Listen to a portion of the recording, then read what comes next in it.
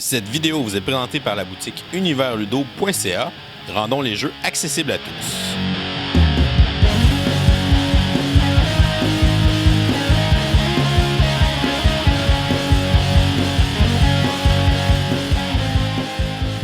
Salut les gamers! Bienvenue à Professeur Board Game. C'est Bruno, je vais être votre père accompagnateur. Aujourd'hui, on va regarder ensemble le jeu La Chasse aux monstres. C'est un jeu qui a été publié en 2009 par le Scorpion Masqué.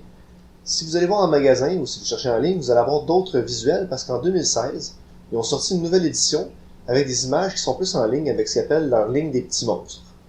C'est un jeu qui a été fait par Antoine Boza. C'est un jeu qui se joue de 1 à 5 joueurs âgés de 4 ans et plus et qui dure 10 minutes. Dans le jeu, on interprète des chasseurs de monstres qui doivent protéger les enfants qui font dodo avec les objets qui sont dans une chambre, comme une poupée, un petit auto, des jouets, quoi. C'est un jeu de mémoire coopératif. Je vous explique comment qu'on joue et ensuite je vous dis ce que j'en pense. Salut papa, je suis prêt à combattre les monstres. Ok. J'ai la poupée, l'avion, puis le petit canard. T'es pas un peu vieux pour ce jeu-là? Non. Dans ma chambre. Bon, moi je vais vous expliquer les règles. Alors, pour faire la mise en place, on va prendre les cartes avec les monstres dessus. Pour une partie courte, on va en choisir 10. Pour une partie moyenne, on va en choisir 15. Et pour une partie longue, on va toutes prendre les 20 cartes. On va en choisir 10 pour notre démonstration. On les met au milieu de la table. Ensuite, on prend les 10 tuiles avec des jouets qu'on va placer autour des monstres, face cachée, de façon aléatoire, de façon de ne pas savoir au début de la partie où sont placés les différents jouets. On va assembler ici le petit monstre rose et mauve, qui est notre marqueur de progression pour les monstres.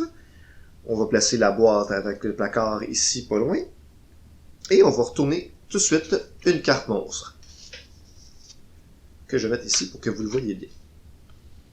Chaque joueur, à tour de rôle, va virer un jouet et essayer de trouver le jouet qui fait peur à un des types de monstres qui va être autour du lit. Alors, on va y aller avec un coup facile. Il réussit, trouve le jouet qui bat le monstre, prend le monstre, dit « Au placard le monstre !» et le remet dans la boîte. On retourne ensuite le carton jouet. Quand il n'y a plus de monstre autour de la table, on en pige un nouveau. Et c'est le prochain monstre à battre. Si le joueur suivant ne réussit pas à trouver le jouet qui bat ce monstre-là, on va avancer de 1 la progression des monstres. On revire le jouet. L'autre joueur essaie de trouver le jouet. Ça marche pas, on vire l'autre. Il le trouve toujours pas. Quand le monstre de progression est complètement viré de bord, on doit sortir une nouvelle carte et la mettre autour du lit. Les joueurs gagnent s'ils réussissent à envoyer toutes les cartes monstres dans le placard. Les monstres, eux, vont gagner si jamais un quatrième monstre sort autour du lit, ou si jamais il n'y a plus de cartes dans la pile de lit pour ajouter un nouveau monstre. Pour les chasseurs experts, on peut ajouter aux tuiles une carte de monstre cachée sous les couvertures. Quand on dévoile cette tuile-là, ça fait avancer au complet les tuiles restantes de la progression des monstres et un nouveau monstre est dévoilé. L'autre tuile qu'on peut ajouter pour les joueurs chasseurs experts, c'est le bas. Quand on découvre le bas, on doit l'échanger avec une autre tuile sans la regarder et mettre le bas à sa place. Et bien sûr, parce qu'on n'a pas trouvé de jouet pour battre un monstre, on fait avancer la progression. C'est comme ça qu'on joue à la chasse aux monstres. Je reviens avec mon opinion personnelle. Qu'est-ce que je pense de la chasse aux monstres? Tout d'abord, le matériel. C'est des belles grosses cartes que les monstres dessus, puis les monstres, c'est des beaux dessins.